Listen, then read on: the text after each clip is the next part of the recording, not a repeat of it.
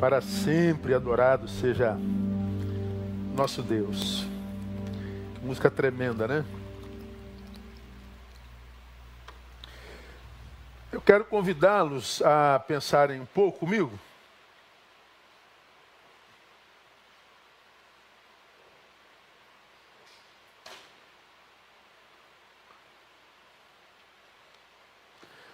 No texto de Marcos, capítulo 10.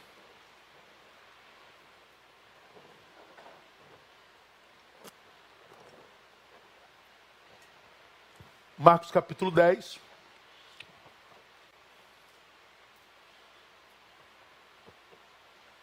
É o texto que a gente vai usar como base hoje. E o tema que a gente deu para nossa reflexão hoje é essa aí, ó. A pergunta que eu gostaria de ouvir, acho que qualquer um de nós gostaria de ouvir da boca do Cristo, né? O que queres que eu te faça? Imagina, Jesus aparece na tua frente perguntando para você: ô João, o que você gostaria que eu fizesse na tua vida? Neil, o que você quer que eu faça na tua vida, em você, com você, por você? O que queres que eu te faça? Então, essa pergunta, ela aparece, por incrível que pareça, 2 vezes nesse capítulo 10 do livro de Marcos. No mesmo capítulo, 2 experiências com essa mesma indagação. A primeira, que eu vou compartilhar com vocês, ela é feita ao cego de Jericó, cujo nome era Bartimeu. A partir do verso 46 a gente lê assim: depois chegaram a Jericó, e ao sair ele de Jericó com seus discípulos e uma grande multidão, estava sentada junto do caminho um mendigo cego, Bartimeu, filho de Timeu. Este, quando ouviu que era Jesus o Nazareno, começou a clamar dizendo: Jesus, filho de Davi, tem misericórdia de mim, tem compaixão de mim. E muitos o repreendiam para que se calasse. Mas ele clamava ainda mais: filho de Davi, tem compaixão de mim. Parou, pois, Jesus e disse: chamai-o. E chamaram o cego, dizendo-lhe: tem bom ânimo, levanta-te, ele te chama. Nisto, lançando de si a sua capa, de um salto se levantou e foi ter com Jesus. Perguntou-lhe Jesus, aí vem a pergunta: que queres que eu te faça? Respondeu-lhe o cego: mestre, que eu veja. Disse-lhe Jesus: vai, a tua fé te salvou. E imediatamente recuperou a vista e foi seguindo pelo caminho. A segunda pergunta é feita a Tiago e a João. Nesse mesmo capítulo, só que nos versículos de 35 a 36. Nisso, aproximando-se dele Tiago e João, filhos de Zebedeu, dizendo-lhe: mestre, queremos que nos faças o que te pedirmos. Ele, pois, lhes perguntou: que quereis que eu vos faça? Responderam-lhe: concede-nos que na tua glória nos sentemos um à tua direita e outro à tua esquerda. O que queres que eu te faça? Bom, se você ler o texto todo, você vai perceber que ao cego ele responde positivamente. Que eu veja. No final das contas, o cego passou a ver e passou a seguir a Jesus. Mas ao segundo pedido, concede-nos na sua glória assentarmos um à tua direita e outro à tua esquerda. Jesus nega. Depois que você lê o texto lá, Jesus dá uma aula de boas intenções e de índole. A Tiago e a João ele diz não. Com outras palavras, mas diz não. Ao cego ele diz sim. E a pergunta que me veio ao coração foi: por que diante da mesma pergunta que queres que eu te faça, ao receber a resposta, Jesus corresponde com um dizendo sim e com o outro dizendo não? Porque ele diz sim a um e a outro ele diz não. Você que me ouve aqui, se Jesus perguntasse a você nesse exato momento: fulano, que queres que eu te faça? Você teria uma resposta para dar a Jesus assim, na lata, imediatamente? Vamos imaginar que você diz: mas pastor, eu tenho agora, eu respondo agora. Se Jesus baixasse aqui agora e me perguntasse o que é que eu quero, eu diria na hora. Ok. A segunda pergunta: você acha que Jesus diria sim para você ou não? Porque a gente aprende com esses episódios que Deus ouve a nossa súplica. E Ele responde a nossa súplica, dizendo a um não, dizendo a outro sim. Acho que uma outra resposta de Jesus talvez seja espera. Mas não é o caso aqui. Então acredito que Ele ouve todas as orações. O que não é igual é a resposta às orações. Porque a um ele disse sim, a outro ele disse não. Agora, por que será, irmãos, que a um ele diz sim e a outro ele diz não? Bom, talvez porque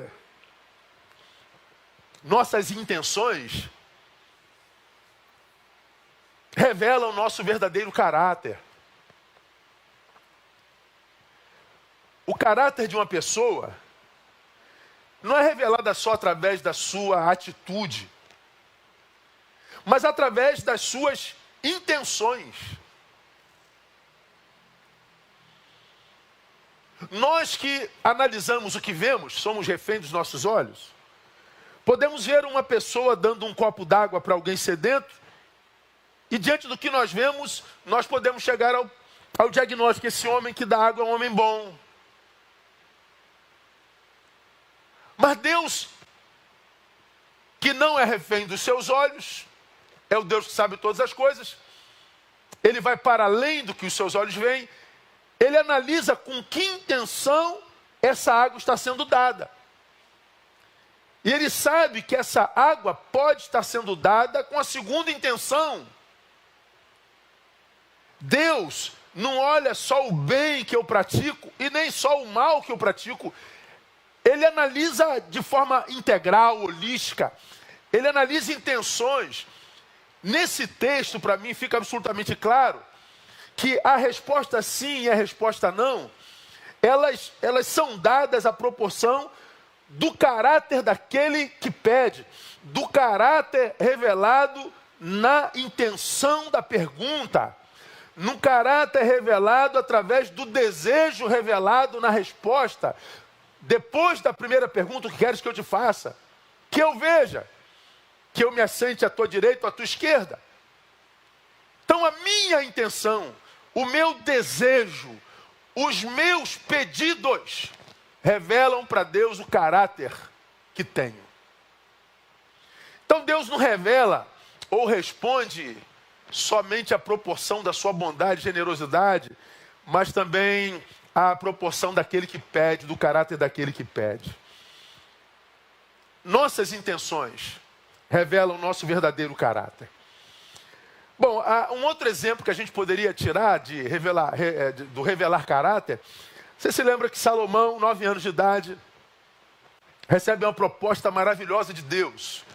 Deus aparece a Salomão e diz: menino, você pede o que você quiser é teu. Imagina o Todo-Poderoso descendo aqui na nossa frente dizendo, o que você pedir é teu. O que você quiser é teu. Salomão não pensa duas vezes e responde, eu quero sabedoria. Aí você, trazendo para um mundo capitalista como o nosso, materialista, hedonista, narcisista, vê um moleque de 11 anos pedindo a Deus sabedoria, e fala assim, deixa de ser trouxa, rapaz. Sabedoria você ganha na faculdade, você ganha estudando. Deixa de ser bobo, moleque. Não, o moleque pede sabedoria, porque aos 9 anos ele já era sábio. Aos 9 anos ele já estava para além da sua raça, da sua geração. Aos 9 anos ele já estava para além quem sabe, de seus pais. Porque só um menino muito sábio para pedir a um Deus Todo-Poderoso sabedoria. E quando ele faz o pedido de sabedoria, ele revela a Deus o caráter que tinha. E por causa do caráter que tinha, recebe o pedido que faz. Aí eu vou analisar a vida desse cego que recebeu sim. Porque analisar a vida de Tiago nesse episódio nem vale a pena. Porque o desejo do coração desses meninos é tolo. Na glória nós queremos sentar uma à tua direita ou à tua esquerda. Isso é pedido de menino. Isso é pedido de moleque que não cresceu ainda. Isso é pedido de homem velho, bobo. Que quer primazia, quer ser o primeiro da fila. Que quer aparecer, que quer ascendência. Que quer primazia, que quer glória. Que ainda não está formado no seu caráter, ainda não sabe quem é. É a mesma experiência de Pedro, né? Pedro, quando Jesus fala do seu martírio que estava chegando, Pedro chama Jesus e diz assim, Senhor, não fala assim não, porque meus irmãos podem enfraquecer na fé. Jesus o repreende, para trás de mim, Satanás. Você recebeu uma revelação do Pai, já está se achando melhor do que os outros, porque se acha melhor que os outros, está sendo usado pelo diabo. Um menino que foi usado pelo pai, achando que já era grande. Tiago e João. É o mesmo Pedro que mais adiante Jesus fala do seu martírio. E ele diz, Senhor, isso não vai te acontecer. E mais, se tu fores preso, preso contigo eu vou. Se tu morreres, eu morro contigo. Aí Jesus percebe que Pedro ainda não tinha crescido. Diz assim, Pedro, antes que o galo cante hoje, tu vai me negar não só uma vez, nem duas, tu vai me negar 3. E Jesus conclui dizendo, tu quando te converteres, pastoreia os teus irmãos. Pedro se achava pronto para ser preso com Jesus, Pedro se achava pronto para morrer com Jesus, e no final da noite já o tinha negado 3 vezes. Menino! Homem velho que carrega um bebê dentro que não cresce nunca. O pedido do cego é diferente, eu vou mostrar a vocês, irmãos. Quando eu li esse texto, ou reli esse texto, eu fiz questão de pensar um pouquinho mais sobre esse mesmo texto, porque eu estou naquela fila de gente que gostaria de ouvir essa pergunta de Jesus e receber um sim. Eu tenho muito interesse nos sims de Deus. Aliás, quem é que gosta de receber não, né? Seja ele de quem for, todos nós queremos sim. Então pense comigo um pouco. Por que o cego? Por que Bartimeu recebeu o sim de Jesus de Nazaré? Primeiro, porque esse cego demonstrou a essencialidade de Jesus na sua vida. Por que o sim, pastor? Porque ele deixou claro que Jesus na sua vida era essencial. Quando eu falo que Jesus é essencial, eu não estou falando que Jesus é só muito importante. Para a maioria de nós, para todos os que estão aqui nos acompanhando, e vão acompanhar a partir do final desse culto, amanhã, depois, daqui a algum tempo, para todos nós Jesus é muito importante. Mas seria Jesus imprescindível? Seria Jesus parte da nossa própria essência? Para grande parte dos cristãos contemporâneos, Jesus não é essencial, Jesus não é prioritário, não é primordial. Ele é alguém importante na nossa vida. Não, mas para Bartimeu não, ele era essencial. Olha o texto do versículo 47, irmãos. Esse texto é revelador. Este, quando ouviu que era Jesus o Nazareno,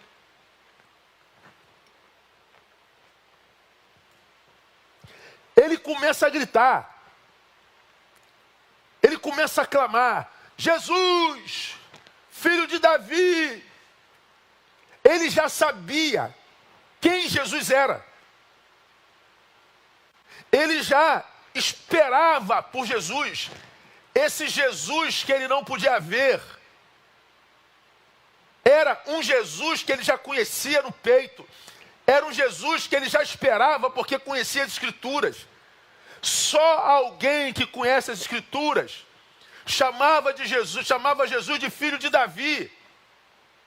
Davi é o grande patriarca do povo hebreu, idolatrado até hoje, só que nasceu há centenas, milhares de anos antes de Jesus. Mas eles sabiam que o Messias, que seria o Cristo, que naquela época se chamava de Jesus, mas que todavia era para muitos o filho do seu Zé e da Dona Maria apenas, que nasceu numa vila amaldiçoada chamada Nazaré, pobre, carpinteiro. Isso não pode ser o Messias, esse não pode ser o filho de Davi, esse não pode ser aquele que nasceu do toco de Jessé, como diz a palavra, esse não pode ser o Yeshua HaMashiach, não pode ser ele. E grande parte daquela gente não acreditava em Jesus, mas o cego via longe, é Jesus. Eu percebo, eu sinto, e eu não vou perder a oportunidade, porque eu já o espero. Jesus, filho de Davi, tem compaixão de mim. Para ele, Jesus era essencial. Ele começa a gritar, mesmo sem ver. Ele sabia que Jesus era o filho de Davi. Ele sabia que Jesus era o filho da promessa. Ele sabia que ele era Yeshua HaMashiach, o Messias que viria da descendência de Jessé, como registrado em Isaías no capítulo 11. Isaías 11, de 1 a 5, que é um profeta messiânico, diz assim: então brotará um rebento do tronco de Jessé, e das suas raízes um renovo frutificará, e repousará sobre ele o Espírito do Senhor, o Espírito de sabedoria e de entendimento, o Espírito de conselho, de fortaleza, o Espírito de conhecimento e de temor do Senhor, e deleitar-se-á no temor do Senhor, e não julgará segundo a vista dos seus olhos. Olha aí, Bartimeu, não tem nada a ver com os olhos, Bartimeu. Nem decidirá segundo o ouvir dos seus ouvidos, mas julgará com justiça aos pobres. Decidirá com equidade em defesa dos mansos da terra, e ferirá a terra com a vara da sua boca, e com o sopro dos seus lábios matará o ímpio. A justiça será o cinto dos seus lombos, e a fidelidade o cinto dos seus rins. Ele se apega à promessa do profeta: brotará um rebento do tronco de Jessé. Jessé é o pai de Davi.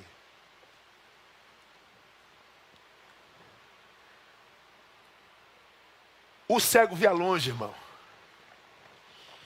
O cego esperava o filho da promessa. Era a Jesus que ele desejava. Porque, se não for assim, eu vou mostrar para vocês. A pergunta de Jesus a um cego seria a coisa mais tola. Eu diria cômica e até desrespeitosa. Você imagina um cego mendigo gritando seu nome, você tendo poder para dar vista aos cegos, e você chega perto de um cego e pergunta: o que você quer que eu te faça? Ora, pelo amor de Deus. Se fosse hoje, um cara que pergunta ao cego o que ele quer, ou seja, um cara que não sabe o que um cego quer quando pede, esse cara não pode ser Deus, esse cara não pode ser Messias, ele não pode ser o que nasceu do tronco de Jessé, ele não pode ser o filho de Davi. Não é possível, meu Deus do céu. Mas é. Jesus, quando pergunta ao cego o que ele queria, Jesus não queria ouvir o que sairia da boca do mendigo, do cego. Jesus queria saber o que seria produzido pelo coração do cego. E o cego então lhe responde: mestre, que eu veja. Agora, olha o mais lindo desse texto. Ele pede para ver. Olha o que Jesus lhe concede. Disse-lhe Jesus: vai, a tua fé te salvou. Aí a gente pensa comigo, irmão. Quem estava falando de salvação até então nesse contexto? Quem estava preocupado com salvação? Quem pediu salvação? Aqui era a questão de escuridão e clareza, de vista e cegueira. Mas por que quando o cego pede vista, Jesus dá salvação? Porque simplesmente, quando esse cego pede para ver, presta atenção, irmão. Esse cego não pede para ver a fim de ter uma melhoria de vida apenas. Ele não pede para ver para que a sua vida fique mais colorida. Quando ele pede para ver, ele está pedindo não para simplesmente ver. Ele pede para ver o Messias prometido. O que tu queres que eu te faça, Bartimeu? Ele está dizendo que eu te veja. Na cabeça do cego, que já sabia que era Jesus sem vê-lo, havia um desejo, qual? Ver o Messias.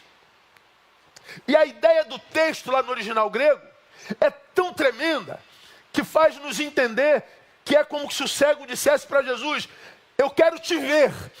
Se eu te vir, eu posso voltar a ser cego de novo. Eu não quero vista para ter melhoria de vida, eu quero ver o Messias. Ele está dizendo para mim: tu és o essencial. Ele queria ver não a beleza da criação, o que já é uma coisa gloriosa, mas ele queria ver o Cordeiro de Deus que tira o pecado do mundo. Meu irmão, Jesus era o seu objetivo. Por isso esse cego teve o sim. Agora pense você, pense eu na minha vida, tu na tua. Quando a gente pede alguma coisa a Deus, será que tudo que a gente pede é no sentido de glorificar o seu nome mesmo? Ou será que grande parte daquilo que a gente pede a Deus não pede pensando só na gente mesmo?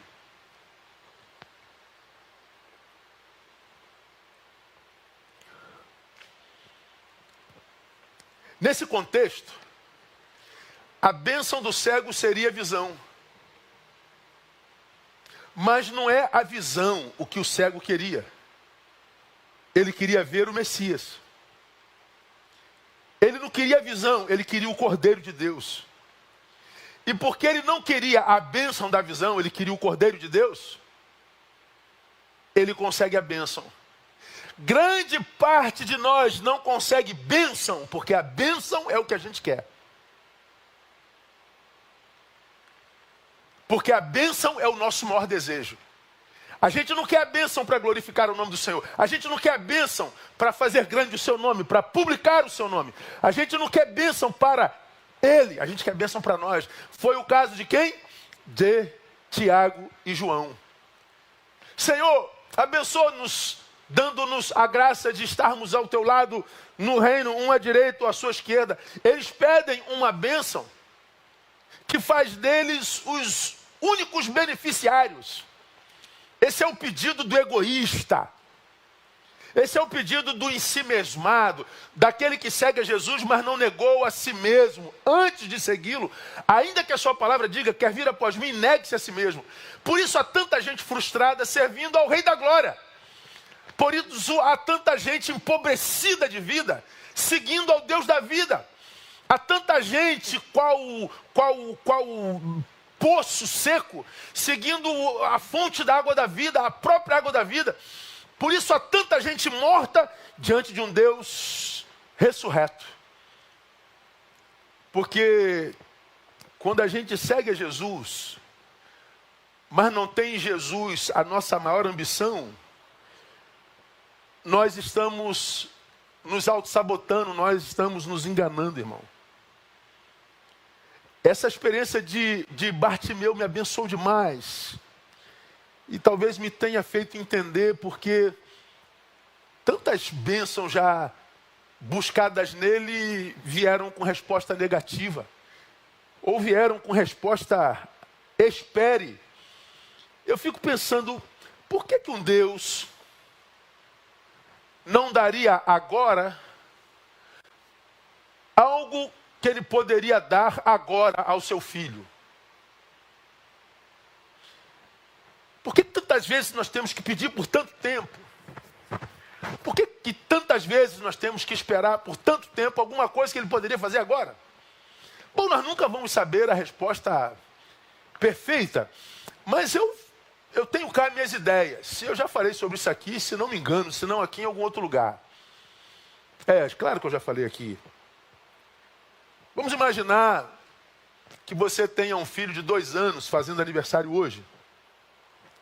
Você daria uma nota de R$200 que até hoje eu não vi uma. Não sei se você já viu. Alguém já viu nota de R$200 aqui? Já viu? Eu nunca vi uma nota de R$200 até hoje. Seu filho está fazendo 2 anos. Você vai dar uma nota de R$200 para o seu filho? Não, claro que não, pastor. Porque você não tem? Porque você não ama para?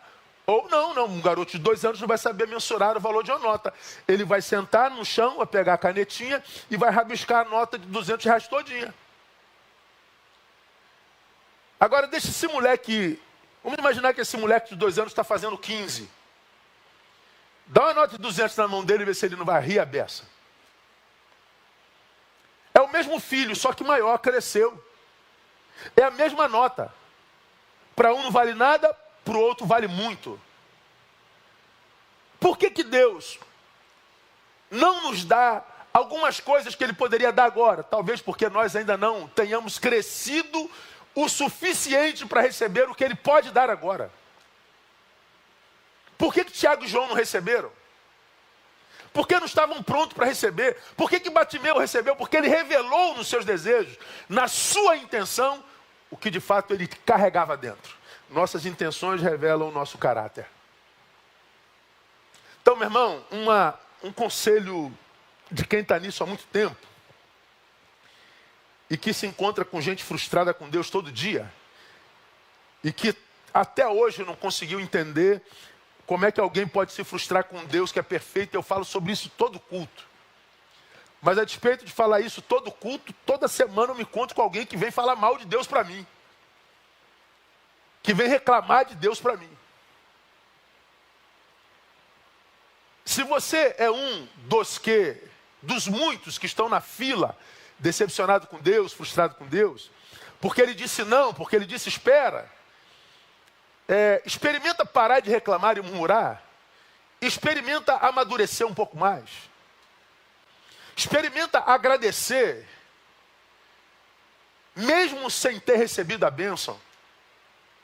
Experimenta celebrar a vida, mesmo tendo ganho um não. Experimenta se adaptar a viver sem isso que você pede. Experimenta mostrar a Deus, ao universo, ao destino, que você vai celebrar a vida, mesmo sem isso que você acha fundamental para a vida. Porque uma pessoa que está orando há 10 anos por uma coisa, viveu 10 anos sem essa coisa pela qual ora. Só que em vez de entender que essa coisa que pede há 10 anos e sem a qual vive há 10 anos, deveria fazê-lo refletir que dá para viver sem isso. E dava, se tivesse essa noção, para viver sem isso com gratidão. Mas esperou, porque não amadureceu, viveu sem isso murmurando 10 anos. Reteve seu próprio crescimento. Eu gosto de Jó. Ele perde tudo que construiu numa vida inteira, décadas, em um dia. Uma notícia atrás da outra, uma desgraça atrás da outra. No final, ele perde a saúde. A esposa pira. Amaldiçoa logo a Deus e se mata, morre. Como quem diz, não vale a pena servir um Deus que tira tanto de nós. Não vale a pena servir um Deus que retira inclusive o seu cuidado de nós, permitindo que essa desgraça toda se abatesse sobre nós. Amaldiçoa logo a ele e se mata. Aí Jó percebe que ele está perdendo também a esposa. E ele diz para sua mulher, como fala qualquer doida, fala tu.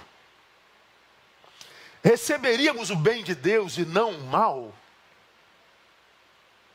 O Senhor o deu, o Senhor o tomou, bendito seja o nome do Senhor. Jó está dizendo, se o Senhor me dá, para mim ele é bendito. Se o Senhor me toma, para mim ele é bendito. Se eu tenho nele vitória, ele é bendito. Se eu tenho nele derrota, ele é bendito. Se eu estou saudável, ele é bendito. Se eu estou doente, ele é bendito. Ele é a razão da minha existência. E a Bíblia diz que a história de Jó acabou com ele sendo recompensado de forma quadruplicada. Porque, diferente da sua esposa, Deus era o desejo do seu coração e não as coisas que ele possuía, inclusive filhos e família.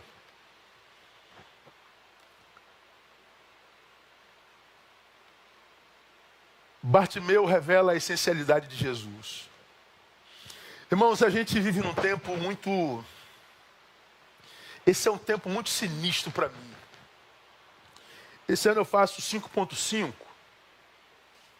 E você já me viu falar várias vezes que nesses últimos 10 anos a sociedade passou por uma deformação tão grande que eu vivo um quase que completo desajuste com esse tempo.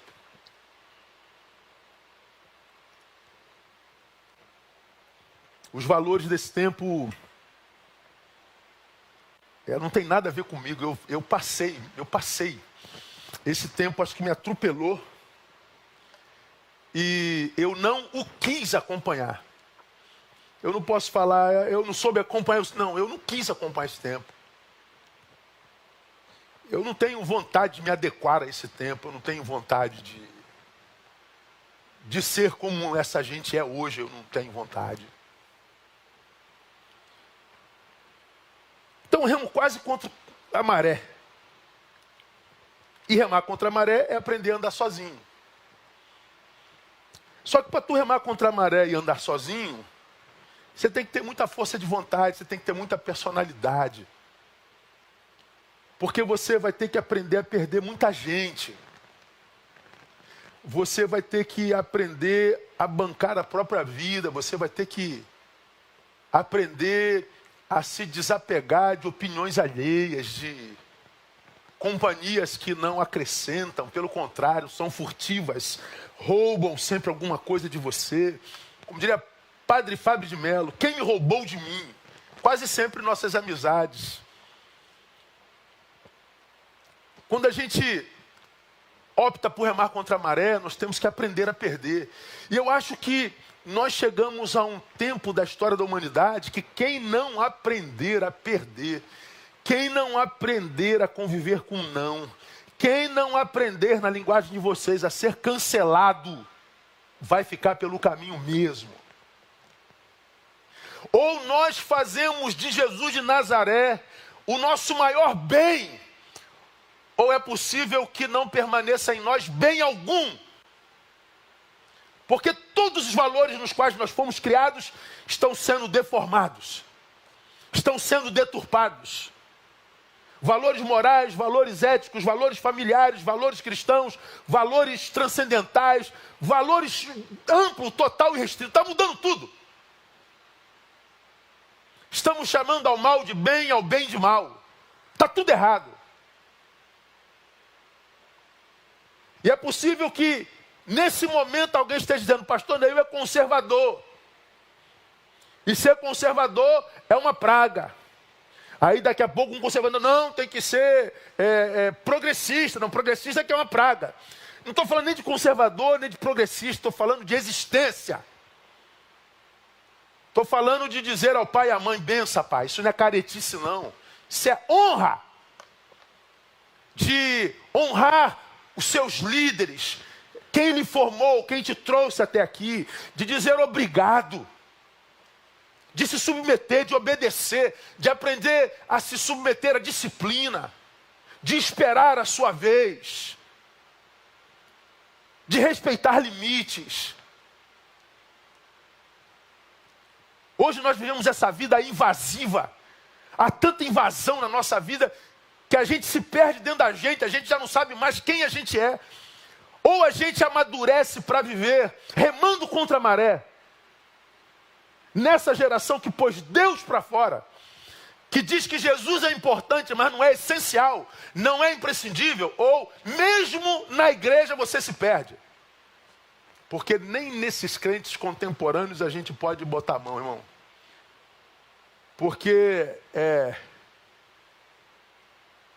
crentes apoiando crente apoiando morte. Apoiando morte. Eu tenho muito a falar, sabe, sobre política, politicagem, valores de direita e de esquerda. Eu só não me vejo no direito de usar meu púlpito para imprimir as minhas ideologias.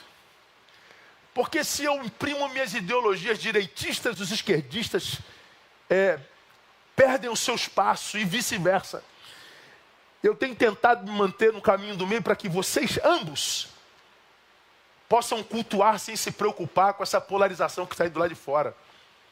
Mas uma coisa eu digo a vocês, irmãos, Bartimeu, na minha concepção, tem um caráter do homem que Deus deseja achar nesse tempo. Que faz dele não um discurso, que faz dele não alguém com quem quer ficar bem na foto, mas alguém sem quem não dá para viver.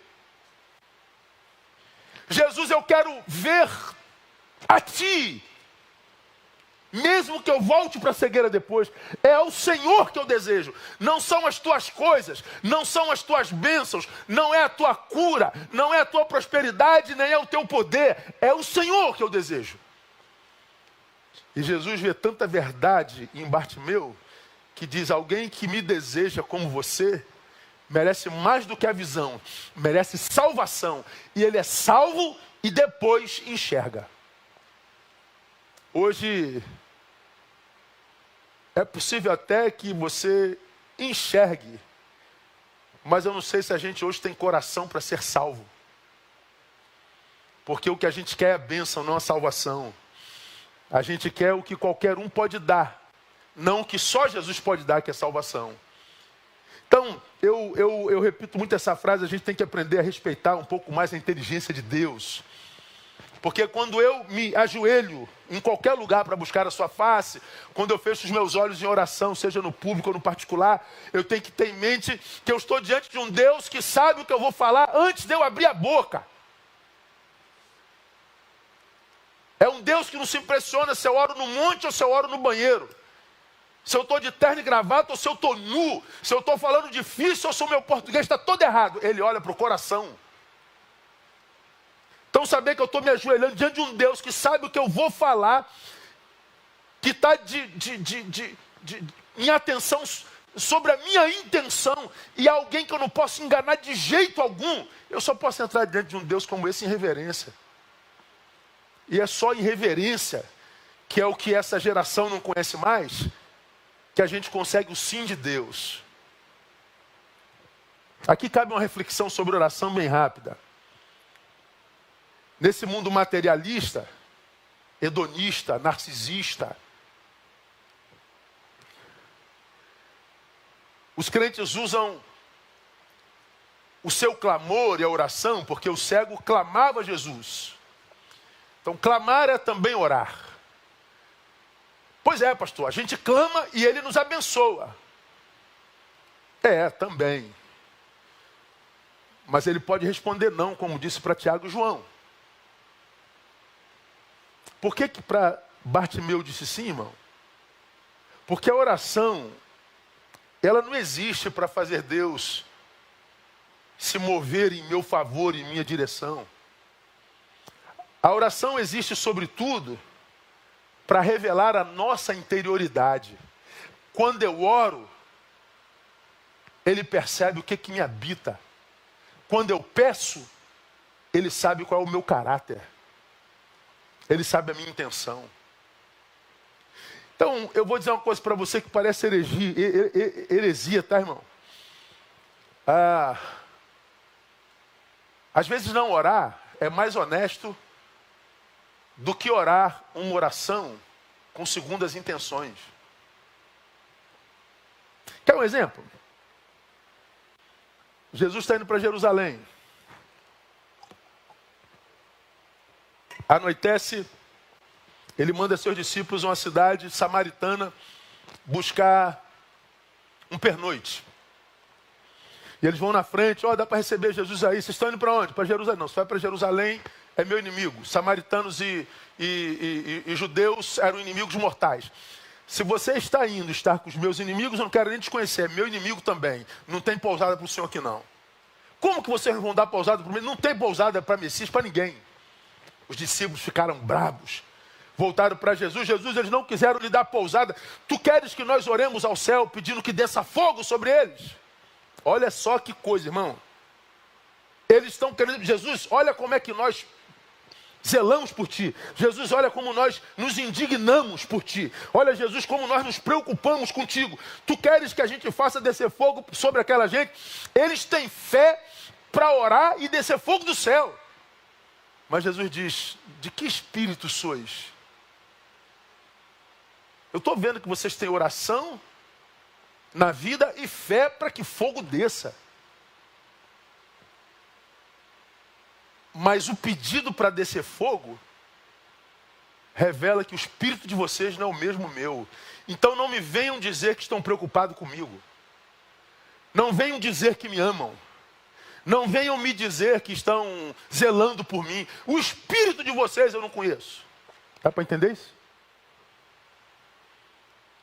Para Jesus era melhor que eles não orassem. E Jesus falou, não, claro que vocês não vão orar. Às vezes é mais honesto não orar do que orar. Parece uma heresia, né?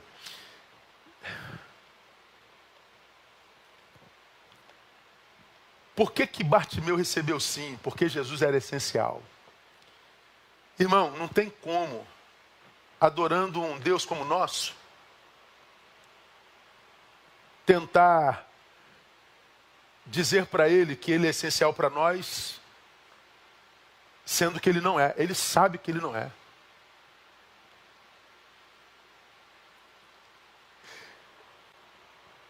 Eu deveria orar muito mais do que eu oro, e eu acho que você também, não é verdade? Se nós acreditamos na oração, a gente oraria muito mais do que ora, não é verdade? Eu também deveria orar mais do que oro. Mas toda vez que eu oro, quando eu estou ali, cara, na minha devocional, quando eu vou abrir a boca, eu me lembro diante de quem que eu estou. Eu falo assim, meu Deus, cara, que sentido tem eu abrir a boca diante dele? Se ele já sabe, meu.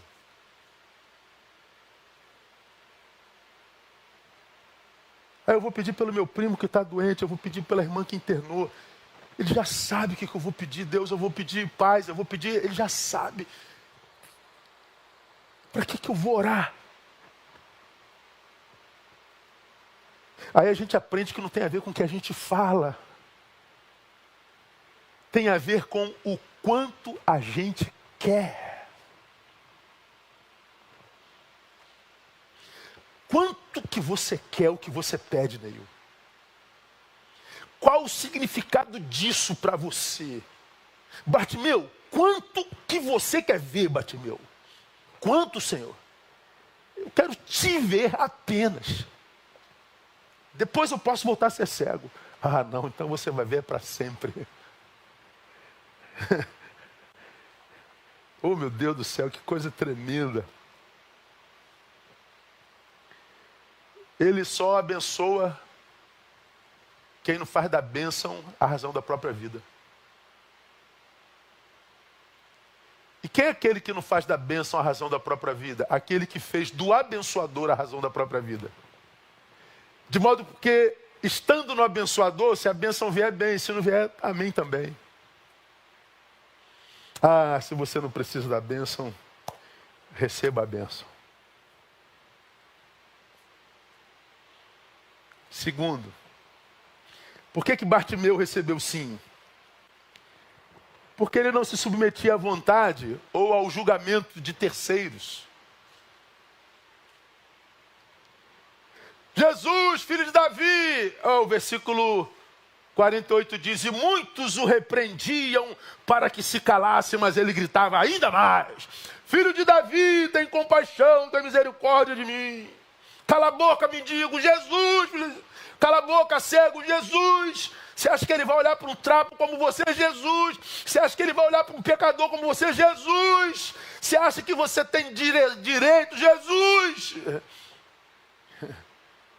Repreendiam e ele gritava ainda mais, estou nem aí para vocês, eu sei o que eu quero. E eu sei que ele sabe o quanto eu quero.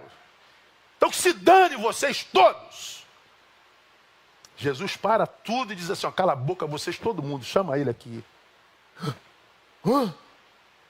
Anima-te aí, ó. O homem mandou te chamar. Imagina se sou eu e estender assim, tá vendo, seus Zé Mané, seus idiotas? Vocês se achavam melhores do que eu? E ele vai humildemente, ele lança a descer a capa. A capa era a cama sobre a qual ele deitava e o cobertor sobre o qual ele se cobria. A capa era tudo que ele tinha na vida. Ele abriu mão de tudo por Jesus.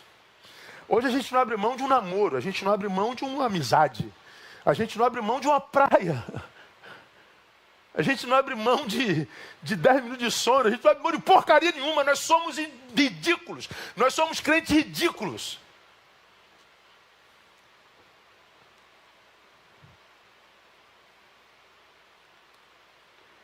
Quanto mais oposição humana ele tinha, mais ele clamava por Jesus. E olha, irmãos, nesse tempo em que a imagem conta tanto, nesse tempo em que o que parece ser vale mais do que aquilo que é, eu acho que a virtude de Bartimeu para hoje seria mais do que necessária. Irmãos, eu acho que Deus ama gente assim, que não está nem aí para o que dizem dele, para o que pensam dele, se gostam dele, se não gostam dele. Ele sabe quem é em Deus, e os outros são só os outros. Estou em Jesus e pronto. Mas vão falar, problema de quem fala. Problema de quem? Zaqueu não quer saber de nada. Irmãos, Deus gosta desse tipo de gente. De gente, como eu já preguei aqui, como o filho pródigo. Moleque danado. Aí, coroa, seguinte, 18 anos, estou indo embora, me dá aí minha herança que eu estou... Não quero papo, eu quero dinheiro. Mas filho, que ingratidão. Não, dinheiro. Ele pega o dinheiro e vai embora. O moleque tem coragem de fazer a besteira. O moleque é macho. Burro, mas macho. Imbecil, ignorante, macho. Não, me dá aqui, eu vou embora. Ele foi embora e bancou a própria licença. Só que o que aconteceu? Liberdade sem maturidade faz do sujeito construtor do próprio chiqueiro. Ele foi parar no chiqueiro. Lá no chiqueiro, diz o texto, caindo em si. Cara, que besteira. Meu Deus, o que eu fiz comigo? Mas também ele me dava um salário de porcaria, meu irmão, não sei o quê, não, ele não acha culpado, não procura culpado, não dá desculpa para sua própria desgraça, não é tomado por mimimi, por coitadismo, fiz besteira. Eu vou voltar para o meu pai e dizer, pequei contra ti, pequei perante o céu, eu não sou digno mais nem de ser teu empregado, Senhor, meu pai. Mas se o Senhor puder me dar um emprego, eu te agradeço. Ele tem coragem de fazer a besteira e tem coragem para consertar a besteira que fez. Ele não é como a gente hoje. Eu estou saindo da igreja por causa do pastor, estou saindo da igreja por causa do Romão. Aí eu estou saindo da igreja por causa da pastora, estou saindo por causa da... Aí eu estou saindo dessa família por causa disso, eu estou saindo daqui por causa disso. Essa cultura do coitadismo, essa cultura de transferência de culpa, essa cultura que nos incapacita de nos enxergarmos como nós somos, maus gestores de nós mesmos, faz com que a gente permaneça no chiqueiro. Bartimeu está cego, Bartimeu está mendigo, Mas Bartimeu, cego e mendigo, está diante de Jesus de Nazaré. Ele diz, eu vou ficar em pé, eu largo o que eu quiser, eu atravesso a multidão que tiver que atravessar, mas eu não perco Jesus de jeito nenhum. E ele corre para Jesus. Você está aí perdido. Para onde que você corre? Para os amigos, para o bar, para a cerveja, para a maconha, para a promiscuidade?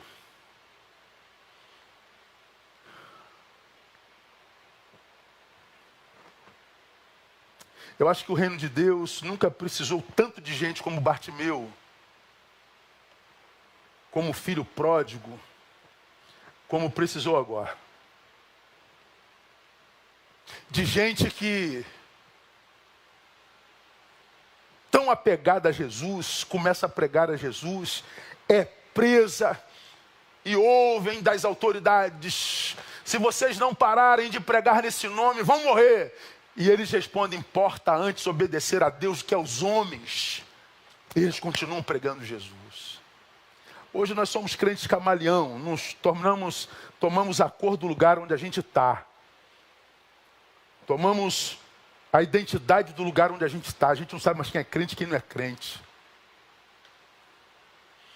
Hoje pode tudo, está tudo liberado. Na modernidade está tudo permitido.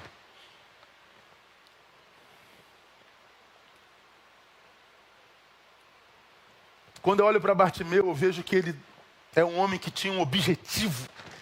Ele tinha um alvo. Meu alvo era Jesus de Nazaré.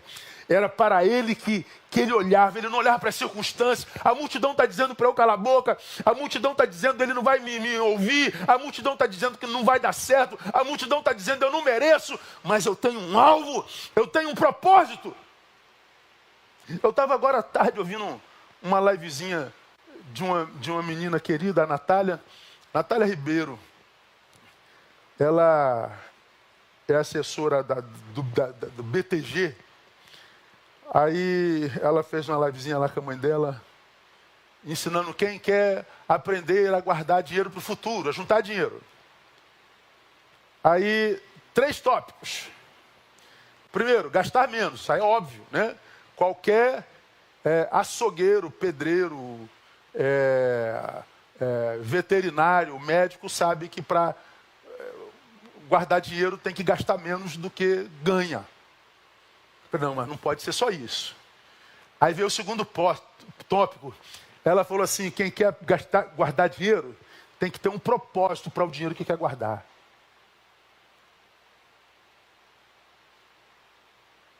Eu achei interessante.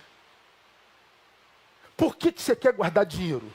Eu quero guardar dinheiro. Não, por quê? Para quê? Qual o propósito? Se você não tem um propósito, você não vai conseguir guardar o seu dinheirinho. Agora ela diz assim: se você tivesse, não, quero comprar minha casinha, vou comprar meu terreninho, cara. R$10 hoje, terreninho. R$20, terreninho. R$1.000, terreninho. Terreninho. Aí chegam os amigos: vamos fazer uma viagem ali, vai gastar quanto? R$1.000. Não, terreninho. Eu tenho um propósito, aguenta lá, a viagemzinha é para depois. Terreninho, é propósito. Propósito. E eu falei: faz toda a diferença, ela está certa. Quem não tem propósito na vida, irmão, não chega a lugar nenhum. Anote aí: quem não sabe o que quer, não reconhece quando encontra. É por isso que tem muita gente jogando preciosidades fora. Gente preciosa, oportunidades preciosas, comunidades preciosas, relacionamentos preciosos. Sabe por que tem jogado tanta coisa boa fora? Porque não sabe o que quer, não sabe o que procura. Mesma coisa é com relação ao destino. Para quem não sabe aonde vai, em qualquer lugar estará perdido. Porque não tem propósito. Por que Bartimeu, irmão, recebeu a bênção? Ele tinha propósito. Para que você quer a bênção de Deus? Qual é o teu propósito de vida? Qual é o teu destino na vida? O que você deseja para a sua vida? Mostra isso para Deus. Deus, eu quero a tua vida, a tua bênção para isso. Eu quero a tua bênção para aquilo. Eu quero o teu mover para isto. Mostra para Ele o teu propósito.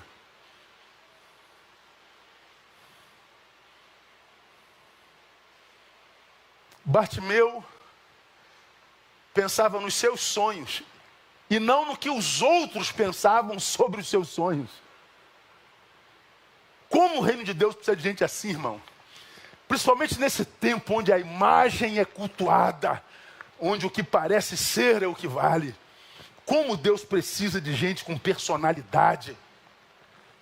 Vamos terminar, você já deve estar cansado. Por que Bartimeu recebeu sim? Jesus era essencial. Não se preocupava com o julgamento alheio. Tinha propósito. Por último, ele conseguiu o que queria porque ele se esforçou ao máximo.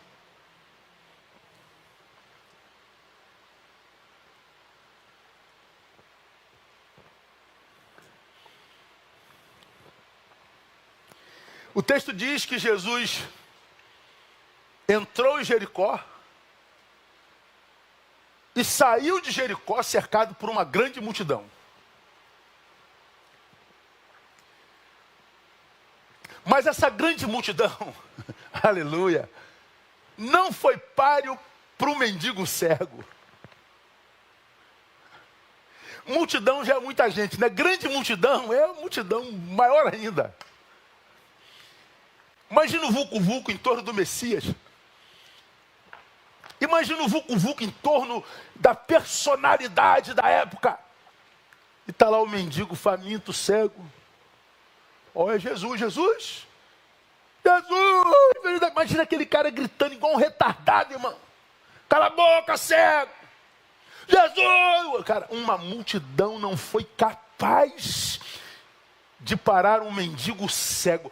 Nada nem ninguém pode parar uma pessoa focada no seu objetivo, irmão. Pô, ontem pastor Denilson mandou um zap pra gente. Meu pastor, eu quero compartilhar uma alegria com o irmão. Minha filha Natália passou para medicina, 11 vagas.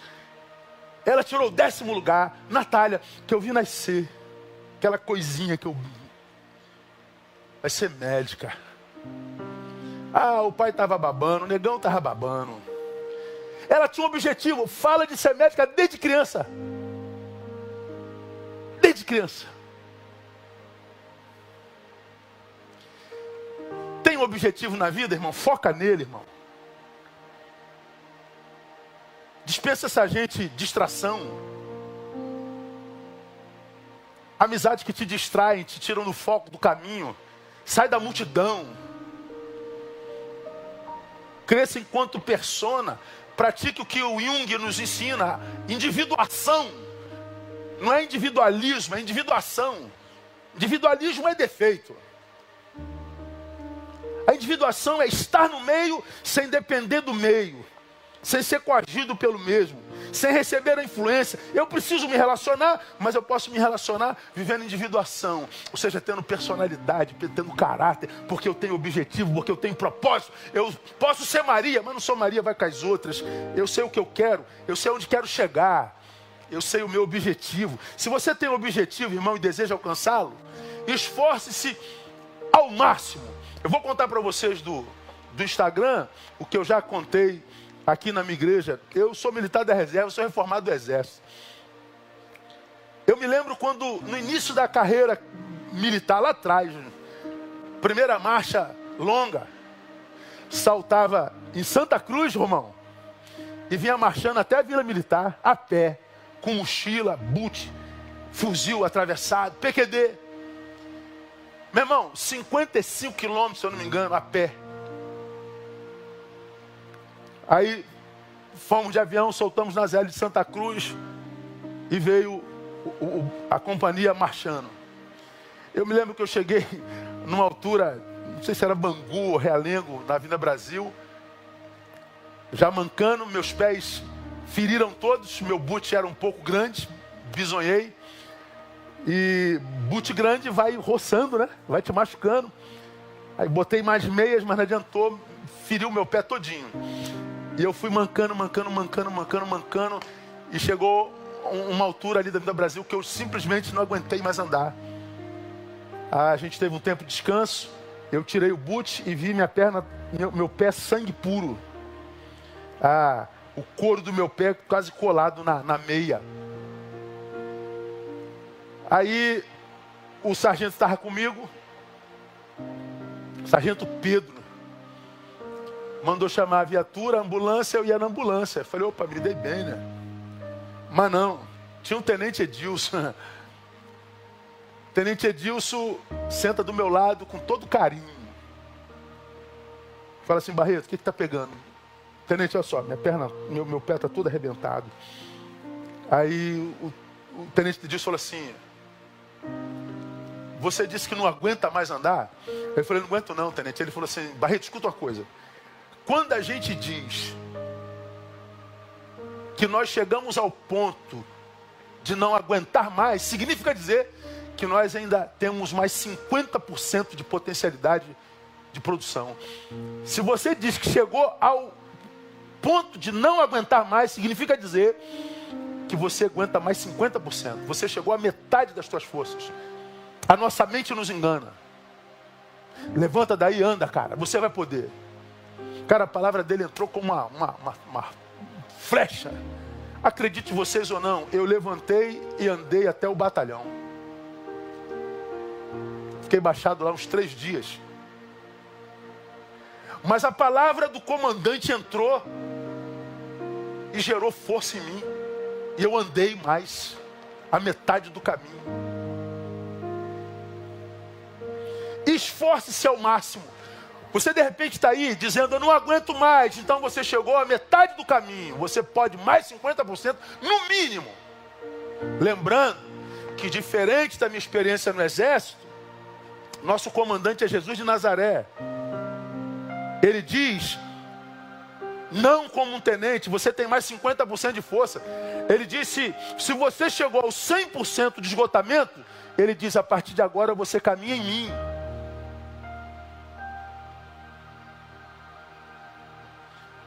Porque há promessa, os que esperam no Senhor subirão com asas como águias. Caminharão e não se fatigarão, correrão e não se cansarão. Por quê? Porque nós viramos super-homens? Não, porque Ele renova nossas forças. Então levanta daí, meu irmão. E volta a clamar por Jesus de Nazaré de novo. Deixa de ouvir esse pai que disse que você não ia dar em nada. Deixa de ouvir essa mulher, esse homem que disse que você não presta. Tira essa palavra maldita que teu chefe te deu lá atrás. Abre mão do que o teu vizinho fez com você. Abre mão disso que você abraçou como verdade insofismável, que te paralisou aí onde você está. E foca de novo onde você parou, ou seja, de onde para o lugar para o qual você focava e sonhava. E você vai ver que o sim de Deus chega. Porque para quem deseja ser abençoado, esforçar-se ao máximo é importante. Termino minha palavra lembrando a você o que você já sabe. A experiência de Josué. Josué capítulo 1, a partir do versículo 1.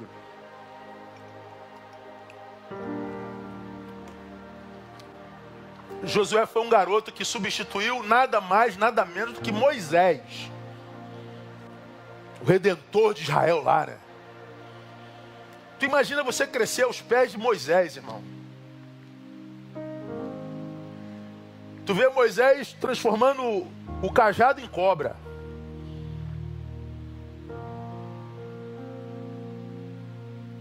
Atraindo as 10 pragas em nome de Deus de Israel. Imagina Moisés subindo no monte, falando com o próprio Deus, trazendo as tábuas da lei. Tu imagina você crescer aos pés de Moisés, um cara que abre o mar. O cara que faz brotar água da rocha. Faz brotar pão da terra. Tu imagina você crescer aos pés de Moisés. E aí vem Deus e diz assim, ó, você vai substituir Moisés. Você tá louco, pô. Você tá doido. Eu substituir Moisés? Você tá doido. Quem sou eu? Eu nunca fiz nem uma galinha andar, Senhor. Eu não sei nem, Moisés. O Senhor está vendo quem é Moisés? É tu mesmo, moleque. Deus me livre, só em pensar nisso eu me arrepio. Substituir Moisés. Só que quando Deus chama Josué, ele faz um monte de promessas. Olha só, versículo 1 do capítulo 1. Depois da morte de Moisés, servos do Senhor, falou o Senhor a Josué, filho de Nun, servidor de Moisés, dizendo: Moisés, meu servo, é morto. Levanta-te, pois, agora, passa esse Jordão, tu e todo esse povo, para a terra que eu dou aos filhos de Israel. Aí começam as promessas. Olha quantas. Todo lugar que pisar a planta do vosso pé, vos dei. Como eu disse a Moisés. Desde o deserto e este Líbano até o grande rio, o Eufrates. Toda a terra dos heteus, até o grande mar para o poente do sol, será vosso termo. Promessa. Tem mais. Ninguém te poderá resistir todos os dias da tua vida. Todos. Tu imagina tu ouvir uma promessa de Deus. Olha aí, tranquilo. Ninguém te resiste, brother. Até o final da tua vida. Ah, irmão, você está doido. Ele ouviu isso. Como fui com Moisés, assim serei contigo. Não te deixarei, nem te desampararei. Agora olha o versículo 6. Esforça-te e tem bom ânimo, porque tu farás este povo herdar a terra que jurei a seus pais lhe daria. Tão somente esforça-te e tem muito bom ânimo, cuidando de fazer conforme toda a lei que meu servo Moisés te ordenou. Não te desvie dela, nem para a direita, nem para a esquerda, a fim de que sejas bem sucedido por onde quer que andares. Olha que coisa interessante, irmão. Ele está cercado de promessas, feitas por aquele que não pode mentir, cuja história revela o seu poder, porque ele viu o que Deus fez através de Moisés. Não tinha como o cara duvidar. Mas a despeito disso tudo a seu favor, Deus diz, esforça-te. Por quê? Porque a promessa não prescinde do esforço. Ah, pastor, Deus me fez promessa e não cumpriu. Então você está tendo a coragem de chamar Deus de mentiroso? É isso que você está dizendo? Você está dizendo que Deus é um mau caráter? É isso que você está dizendo? Deus me prometeu e não cumpriu. Você está dizendo que Ele é o quê? É porque a promessa não dispensa esforço. Esforça-te, Ele diz uma vez. E Ele diz a segunda vez, esforça-te, tem bom ânimo. Não desanima não, moleque. Tu está debaixo de promessa, mas não pode desanimar não. Bartimeu. Irmão, anima-te. Levanta daí. Faz a tua parte. Porque os dons e a vocação de Deus são irrevogáveis. O que Deus prometeu continua de pé. Aquilo para o que Ele te chamou continua de pé. Os sonhos continuam de pé. O dom que Ele te deu é irrevogável, continua de pé. Mas Ele espera ver em você esforço ao máximo. Ele espera ver você calo na mão. Porque hoje nós temos uma geração de sábios de mão lisas, né? Teólogos de YouTube, pastores de YouTube, filósofos de YouTube, especialistas em tudologia de YouTube, sem calo na mão, sem lastro histórico, sem construção. Então faz calo na mão, irmão. Vamos cavar o terreno, vamos plantar, vamos esperar o tempo da colheita, vamos combater as pragas. Vamos dar as costas para gente que nos distrai, nos tira do caminho. Que nos convida a guardar o dinheirinho do terreninho com viagens tolas que podem ser adiadas. Vamos colocar a coisa principal no lugar da coisa principal. E você vai ver se o Deus de Bartimeu ainda não é Deus hoje. O que queres que eu te faça?